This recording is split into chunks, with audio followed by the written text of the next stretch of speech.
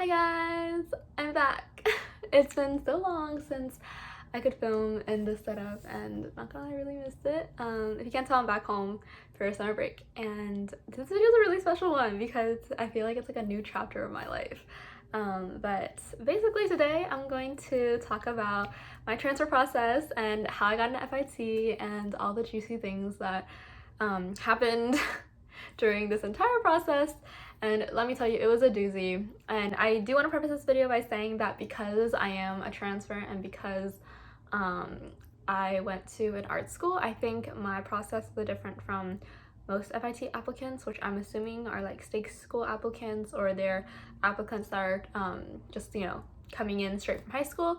But I just wanted to kind of put my piece into the world and let everyone know a little bit more about what goes on, especially everyone who's interested in applying to FIT, especially because I applied as a communications design major, and I think those aren't as, I don't see as many videos about those majors. So I think it'd be interesting to just kind of put this in the world, and if this helps even like one person on their journey to transferring, then I think it's well worth it. So yeah, in this video I'll cover kind of the process of which transferring to FIT works, and then I'll also cover the juicy part, which is my portfolio. So let's get to it. Okay, so FIT is a part of the SUNY system, so that stands for State Universities of New York, I believe.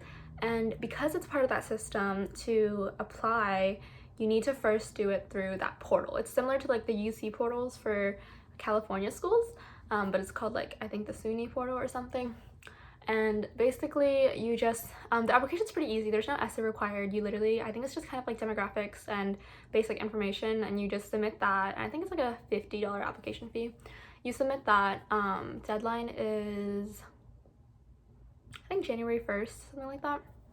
And after you submit that, FIT will contact you after a brief waiting period, and they'll send you, if you're doing a portfolio, or sorry, if you're doing an application that needs a portfolio, then they'll send you the slide room kind of link, and then they'll also send you the link to submit the essay, and then they'll also send an email just confirming that you did submit an application. I think they also ask you to send your transcripts. So for transferring, you need to send, or for me, I needed to send my high school transcript and my college transcripts.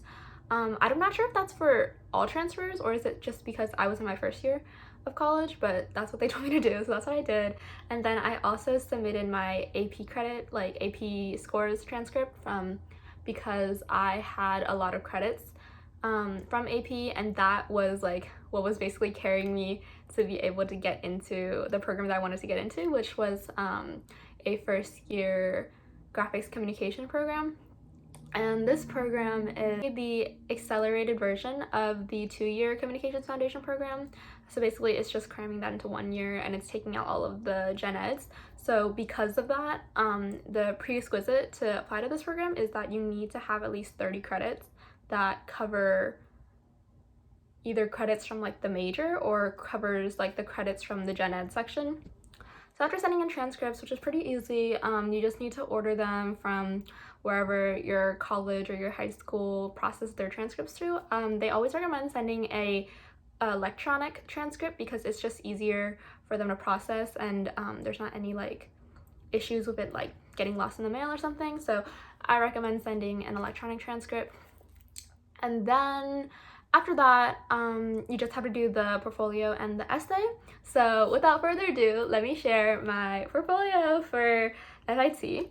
So like I said earlier, I did apply for a communications design program. So I included a bit of graphic design kind of projects in here, but I am going to be so frank and say that these were done in the span of maybe a month. All of them were done in a month, and so they aren't what I would hope to be my best graphic design work, because I truly actually haven't dabbled that much in graphic design, even though in my old college, my old school, my major was graphic design. We did a foundation first year where we just learned fine arts, like painting and drawing and things like that, so I didn't actually get to dabble that much, and so I had to kind of do all these as personal projects. I just want to preface that because like I just feel like if an actual graphic designer saw these, they would think that they're like just, you know, they're not the best work. So that's my little preface, and the other works in here are my fine arts works.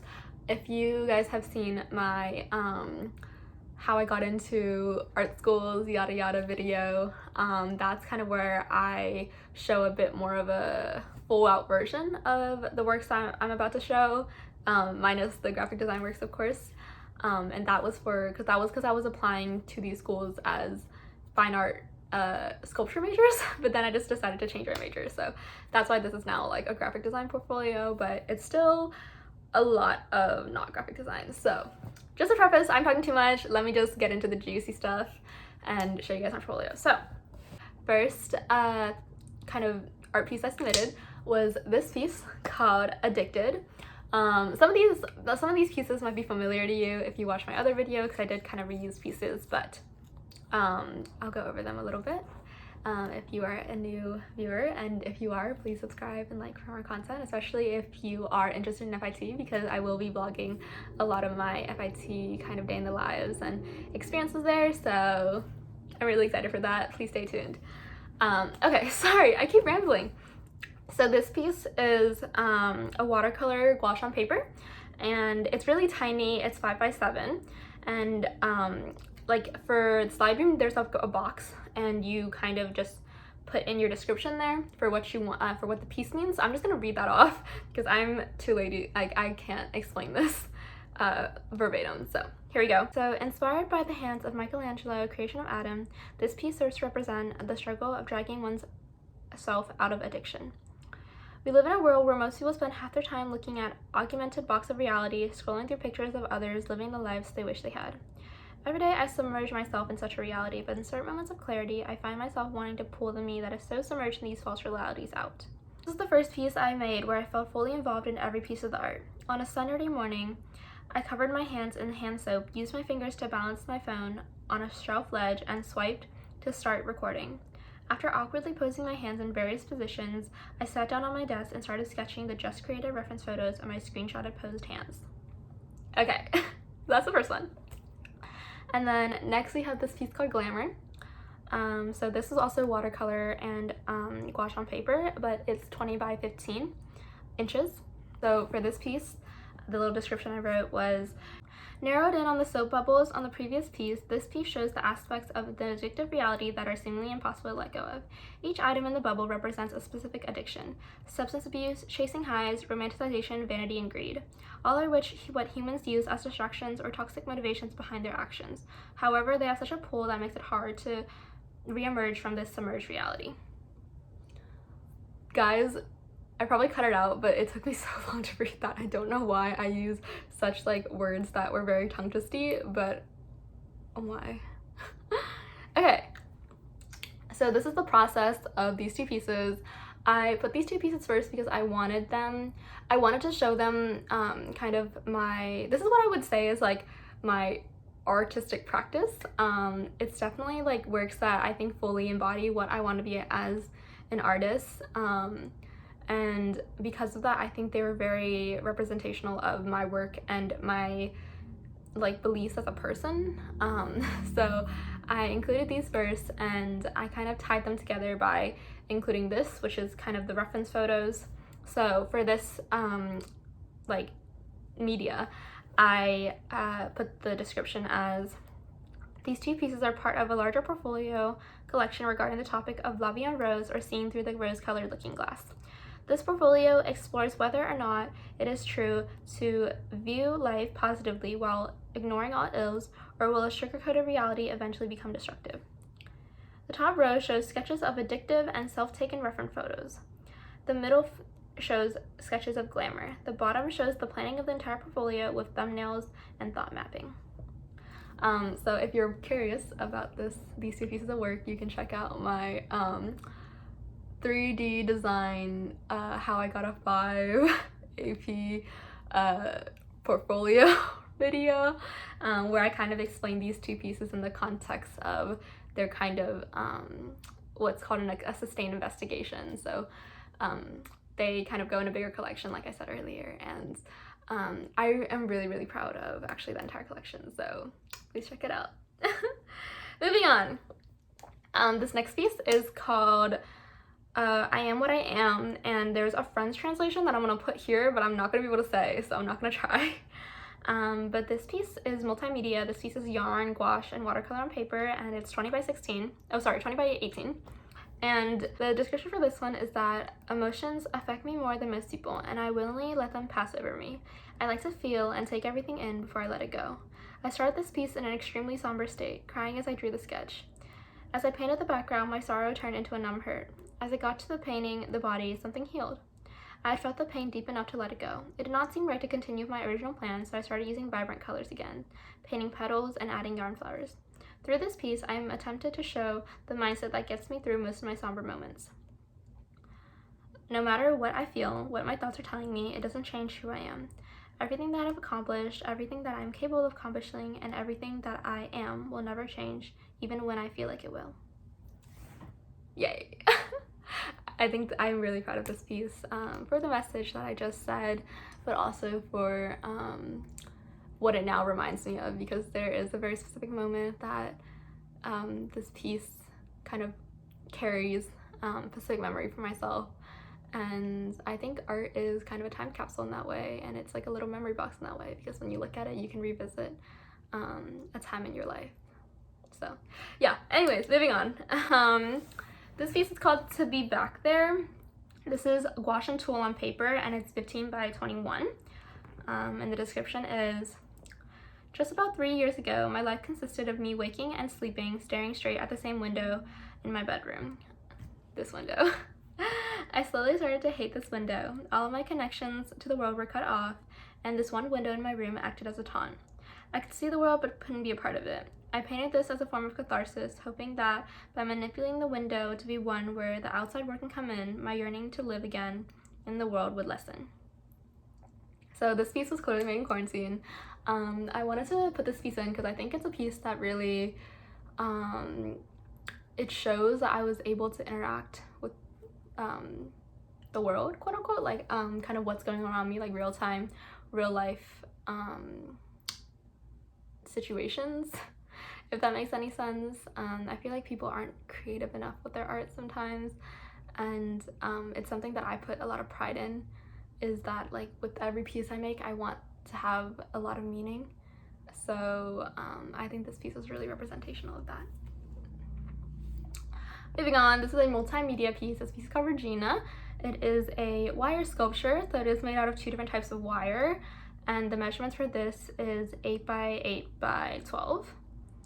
And so the description for this is, sometimes I find that the description for this is that sometimes I find to be a shared experience of most women is becoming superficially insecure. Growing up in a world that elevated only skinny, tall, and perfect women, I started comparing myself to these depictions of what I should be, and in turn starting to feel inadequate. As society began evolving to be more inclusive and women started unabashedly normalizing their flaws, a mind shift occurred in me. I realized the importance of recognizing my own beauty and existence in a greater form than just my appearance is more important. This piece is for my younger self, the one who believed she was not enough, made for her to wear and physically feel the weight of her beauty until she really... Fuck, bro, yo, I'm so bad at fucking reading this shit, god damn. So the description of this goes, something I find to be a shared experience of most women is becoming artificially insecure. Growing up in a world that elevated only skinny, tall, perfect women, I started comparing myself to these depictions of what I could be, and in turn started feeling inadequate. As society evolves to become more inclusive and women starts unabashedly romanticizing their flaws, a mind shift occurred in me. I realized the importance of recognizing my own beauty and existence in a greater form than just my appearance. This piece is for my younger self, the one who believed she was not enough, made for her to wear and physically feel the weight of her beauty until she came to the same realization. So that's just this piece. If you want more context, it's just kind of just a wire piece I did at this kind of summer program that I was in, and I don't know, I really did like making this piece, and it was so challenging and very fun, and again, I think the message is really important, so I included this piece also just to show that I could do more than just drawing, like a flat 2D media. I could also do 3D. So okay, this piece is, so the pieces that we went to, so the pieces that we have looked at so the pieces that we've been looking at are all pieces that I did before college, but this piece is a piece that I did in college. It was actually my sculpture final, so it's titled Fearless, and it's paper. The sizing is 28 by 17 by 9, and so the description for this one goes, this piece originated from 19 pieces of typography contour planes of downtown Raleigh, my hometown. Done as an homage to North Carolina, I was inspired by its geographic diversity. I try to incorporate wave-like structures to represent the coastal plains and rock-like structures to incorporate the Appalachian Mountains, along with floral motifs throughout to represent the Piedmont region. After leaving for college, I realized just how much of my identity is tied to this precious area, and in making it, I prioritized the feeling of capturing someone who is fearlessly carrying their home and culture proudly. I am made of my upbringing and my home, and I am so grateful for all it has given me. Okay, there's not much to say about this one. It's another kind of piece that just shows that I can work in different medias, and I think it's a bit more recent, so I think the college probably would have appreciated that as well, to see kind of how my art has grown, and how my skill level has grown as well. This one is another sculpture piece. I forgot that I put this in here. I don't know why I did, actually, because I really do hate this piece, but this piece is called Baby's Urban Future, and this is wood and wire, and it's 23 by 17 by 9, and I know I said I don't know why I included it, but I just remember why I included it, and it's because I actually wrote about this in one of my essays, so I wanted them to have a visual of what it looked like. Okay, so the description for this goes, this piece is made of all recycled wood and is one to bring awareness to the future of the downfall of panda habitats.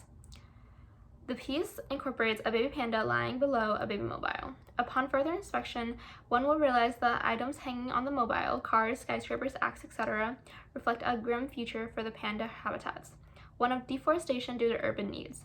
This piece juxtaposed a soft, comfortable environment of the sculpture with the grim future of pandas as a dramatic form of pathos to bring awareness in helping panda habitat saving programs. Okay. I actually really hate this piece for how much pain it caused in the process of making it, because I am not a woodworking person, and because it was made of recycled wood, which literally meant scraps of wood, I had to glue together basically all these little pieces of wood and then carve it and shave it, and it was just such a nightmare, and I think I got like cuts all over my hands from it. I would not recommend, but you know, it was an experience for sure. Moving on, we have Master Study, and this is also a piece that I did for college, or I did in college. This piece is from my painting class, and it's pencil, acrylic, and Procreate, all in kind of ascending order, and they're each 17 by 13. So the description for this one goes, a series of 3 paintings that intricately detail the piece Vase of Flowers by Pereire Joseph Rodet. I completely butchered that, I'm so sorry. The first piece is strictly line work, the second piece is a black and white acrylic master study of the work, and the third piece is a stylized digital version of the work. When assigned this project, I was drawn to studying this piece as I found its soft, delicate textures of the peonies extremely enrapturing. There's also a subtle diversity in brushstrokes that ultimately made me want to learn the techniques used in this piece. Throughout the process of working, I learned a great amount about working with value, composition, and lighting. So this piece is kind of basically the assignment for this piece was to take a kind of like piece of work that's like of a master painter, and kind of try to recreate it basically. So the first is the line work of it, the second one is just black and white acrylic, and the third one I did digitally, but we were allowed to do anything we wanted. And the reason why I put this in the portfolio is one, because I'm really proud of the middle piece, because it was very, very hard to do that actually. And my teacher actually really liked it, so I was really happy. And I do love doing flowers. It's like a personal fave. And the third reason is that I was told on the website when I was applying that they wanted to see some digital abilities and digital drawing, so this is one of the pieces that I did that had a digital drawing in it, so I included that for that reason. And so yeah, moving on. Okay, so this next piece is called Paper Bag, and this is a what's the word called? It is a still life piece, and I did this piece in my drawing class, and it kind of just, it's one of my favorite pieces I did in that class. I have better favorites now, but at the time, because I did have to submit this during my first semester, it was my favorite piece I did in charcoal, and it is really big. It is 24 by 36. And so the description for this is really simple compared to my other ones. It's just an observational still life drawing of a paper bag done in dynamic lighting. This piece was the turning point in my relationship with charcoal. The medium had a bit of a learning curve, but through this piece I learned how to really observe an object in greater detail and translate only what I see onto paper. So that's this piece. I'm proud of it, but at the same time it's not necessarily that meaningful, though there's not too much to say about it. Here's when we start getting into some beautiful graphic design work. Anyways, this piece is called Cupcake Typography, and it was done on Adobe Illustrator. I literally learned Adobe Illustrator for this portfolio, and this was the first thing I did on it. Truly talented or whatever. But so this description for this one goes: an experimental typeface that simulates its playful, joyful energy, perfect for baking-related designs or kid-friendly media. This is my first time using Illustrator to explore typefaces. I ultimately hand-drew most of the letters, but it was an interesting challenge to discover how to incorporate creative varieties while still maintaining legibility in the letters. So, what you're actually supposed to do for typefaces, which I haven't actually been to a typography class, but from the like 5 YouTube videos that I watched, is you're supposed to have consistency in certain things. So like, for instance, the A and the B, like the top circles should be the same, like they should be the same ratio of like the top part to the bottom part. And for this one, it was kind of like a 1/3 to a 2/3 type of thing. And it was consistent for the A and the B, but then as you can see, like E and F is just like clearly more like equal, like 50-50.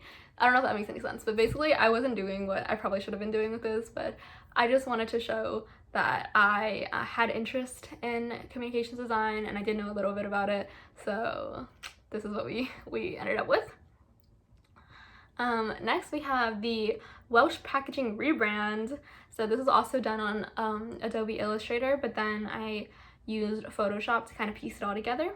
And for this description I wrote: a rebrand on Welsh's iconic fruit snack packaging. While looking at my packet of Welsh fruit snacks, I realized that the packaging was jumbled and messy in how it looked. I was inspired to create something that was more new and minimalist and clean for Welsh, while still keeping elements of their iconic packaging alive. So this piece was my first true like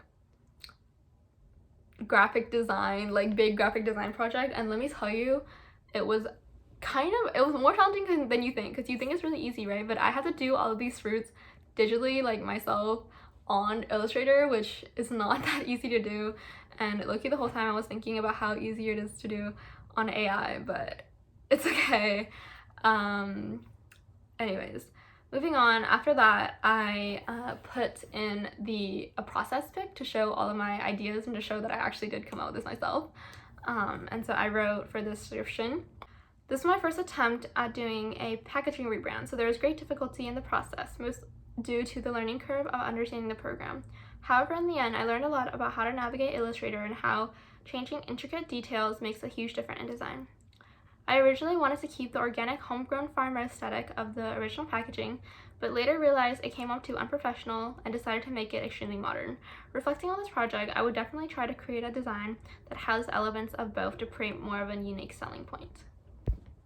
Okay, sorry, my camera just died, but I'm going to continue onto this final piece that I submitted. For this design is called Eternal, and it's a logo design. And for this piece, it's also done on Adobe Illustrator, and for the description I wrote, "This is a logo design for a luxury beauty and skincare brand. I decided on the logo name for its meaning, eternal in French. My goal for the brand was to create a sense of elegance and timeless beauty to the clients, and so making the logo, I focused on emphasizing sophistication through the font type and incorporating the infinity symbol into the logo." So that's that. And then for the next slide, I put the process pictures, and I said for this one, my process for this project started with simple sketches that reflected what aesthetic I wanted the brand to have. From there, I went through different variations of the logo design and color palette before ultimately finalizing the design. I decided on the dark green color palette as not used as much in the beauty space and is associated with nature and growth. When reflecting on this project, I wish I did even more variations and color studies because I feel like there's an even better potential for the design. So that's it. That was my little kind of like, I don't know, like graphic design section of the entire portfolio. And that concludes my entire portfolio that I sent to FIT. I'm gonna take a cup of water real quick.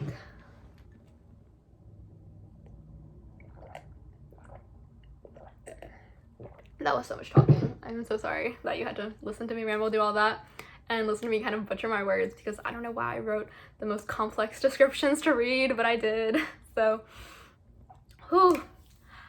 Basically what I'm trying to say is that I think for the portfolios, there's many videos on how structurally you should organize it, and what I kind of ended up doing was just, for this specific portfolio, I did works that represented me the most creatively first, and then along the middle is kind of where I put more works that showed my diversity, and then I ended with very strong technical pieces, and then for like the find out section, and then for the last section is where I included just all of my like graphic design, communications design pieces. And to be honest, those aren't the best in the entire bunch, but I thought it made sense to kind of group them all together near the end because they're the newest and they are kind of the main selling point of my portfolio, if that makes any sense.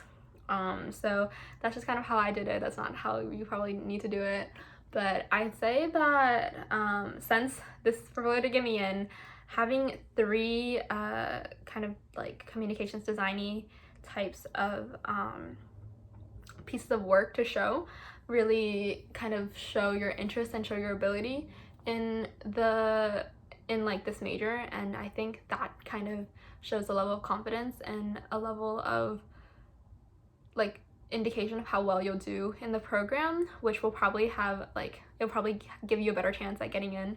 So if you haven't done any like communications design work and if you want to apply to FIT as a communications design major or any school as a communications design major, I'd suggest just learning Illustrator really quick. Like I thought it'd be so much more challenging than it is, but it's really not too bad. I recommend watching like one of those really long, like hour-long YouTube videos on like the basics of Illustrator, and then watching a couple of like graphic design like Rebrand with me videos that some graphic design YouTubers make, because those kind of gave me the inspiration. And I think it took me maybe like a month or 2 to create these 3 projects, so it's not as challenging or as daunting as it might seem, and I think it's pretty doable. So that's my recommendation for that. Okay, so if you sat through all of that, thank you so much, because I know that I am not the best reader and I definitely had a lot of little like mistakes, but if you bared with me and you watched all that, I hope it helped you in your journey applying FIT or whatever college application journey you're going through. I've been there, so I know it's not the funnest journey of there is, but once you get to a place I think that you really love, it's all worth it.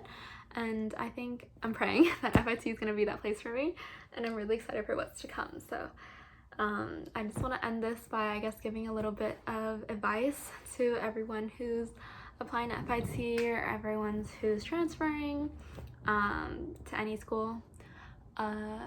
It's really hard, especially for me, applying to a school right after you just applied to so many schools, which was how it was for me.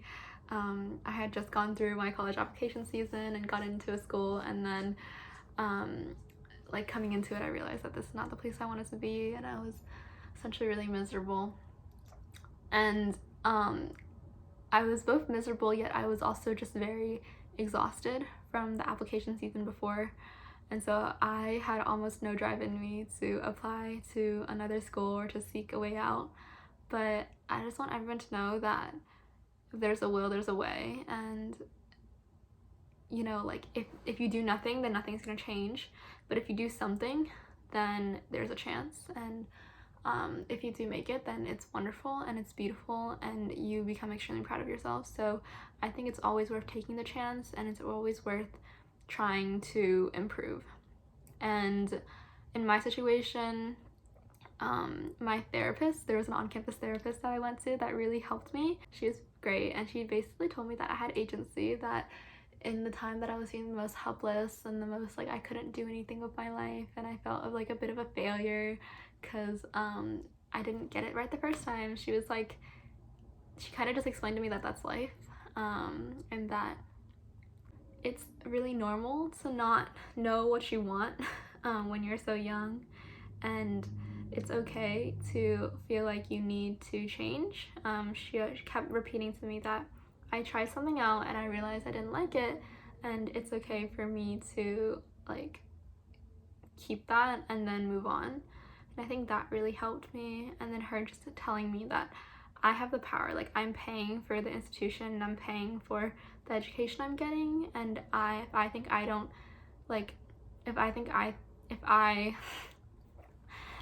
if I don't believe that I should be paying this much for this type of education, then I had the power as a consumer, as someone who was kind of essentially getting a service, to like change providers, to change who I was getting the service from. And I think that really motivated me to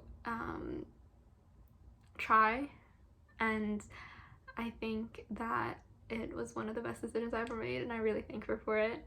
And I don't know, I come at this with a really reflective sense, and just hang in there. I know it's hard and it's not easy at all, but you'll get through it, and once you get through it, it's just something that's going to make you stronger, and it's going to be something that helped you grow. And I think that's really important for life, and I think that's something that'll make all of us a better person. So yes, I'm gonna end this video, wrap it up by just saying, and again, another good luck to everyone who's applying to college or who's applying to FIT. I hope to see you on campus. If you come during the next 3 years, I will be there, and yeah, come say hi. I'm really excited for this new chapter of my life, so if you want to see more FIT content, or if you want to know anything specific about my experience transferring, or anything at all about my experiences, drop a comment, leave a like, follow for more, and yeah, I'll see you guys in the next video. Thank you so much for watching.